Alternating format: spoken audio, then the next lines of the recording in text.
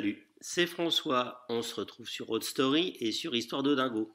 Ça faisait longtemps que je n'avais pas réussi à attraper Dingo et c'est l'occasion car il a refait une campagne pour Honda et en particulier pour la Jazz et avec une idée très innovante, en tout cas avec un angle différent, comme souvent avec Dingo. Donc c'est quoi l'idée de base de cette nouvelle vidéo pour Honda et pour la Jazz? Alors, on va parler plutôt de la problématique de Honda, qui fait une petite voiture qui est celle qui consomme le moins en version thermique Hum. et qui sort pas forcément des villes. Et là, on devait dire qu'il est possible de faire des longs kilométrages avec cette voiture, ce qu'on a fait puisque c'est un petit road movie. Mais on a pris à contre-pied deux choses dans cette petite histoire. La première chose, c'est que le dragueur est une dragueuse, qui est la conductrice, et surtout, à un moment, elle lui fait le coup de la panne, et c'est pas du tout le thermique donc, il n'y a plus d'essence, mais c'est l'électrique qui sauve la mise pour le passager.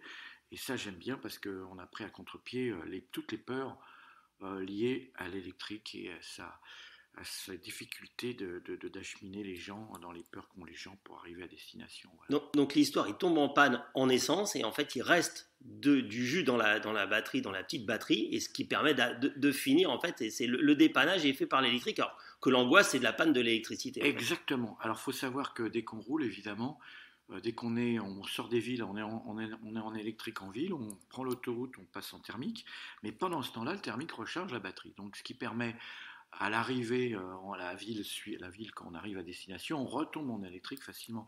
Et en fait, c'est ça que je voulais souligner, que tout le monde a oublié dans les données techniques, parce que c'est vrai que c'est tellement compliqué, tous ces systèmes de nouvelles technologies, mais j'ai voulu prendre à contre-pied et c'était le message qui se devait de passer.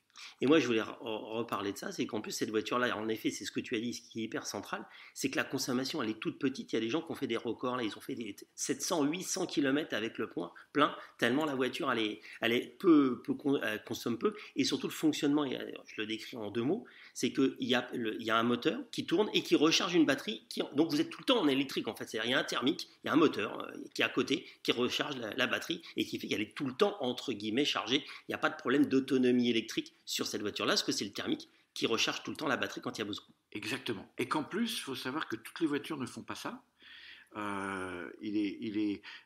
Bien des fois, on appuie sur le bouton, ça redémarre. Là, ça marchait. On avait fait le test et ça a marché. Alors l'idée était suivie de fait parce que c'était vraiment sympa et c'est une idée que personne n'a eue. Merci beaucoup.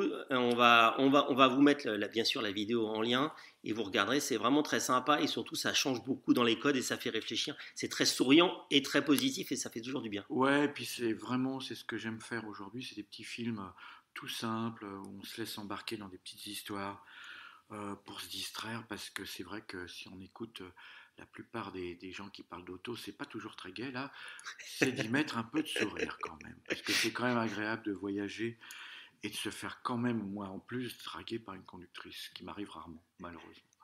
Merci beaucoup, Dingo.